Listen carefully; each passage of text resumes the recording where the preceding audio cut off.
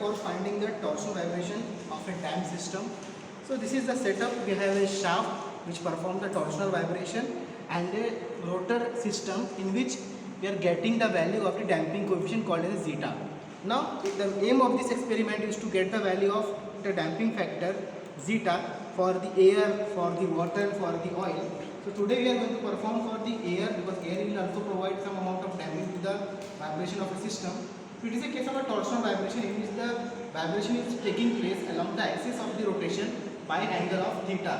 So you can see this is the plotter. With the help of this we can plot the amplitude of vibration, and this is the shaft, and in this tank we can fill the material, damping material like air, water or glycerin, and we can compare the value of the damping factor zeta, see that how much amount of damping is provided if we are changing the liquid.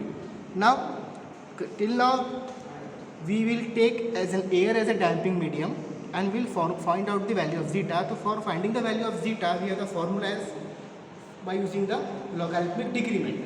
So by using the logarithmic decrement we can obtain, we have a formula called as a delta equals to 2 pi zeta upon under root of 1 minus zeta square. So by this you can calculate the value of zeta, but we don't know the value of decrement, and decrement is given by a formula delta equals to ln x1 by x2. Now what is x1, what is x2? x1 is the initial amplitude and x2 is the next consecutive next amplitude on the same side of the mean position, that is x1 and x2.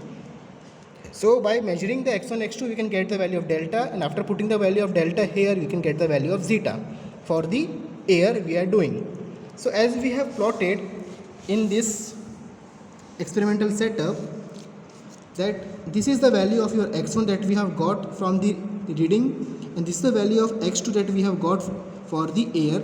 So with the help of scale we can measure the value of x1 and x2 in centimeter or in anything you can keep, and by measuring the value of x1, x2 get the value of delta and get the value of zeta of air.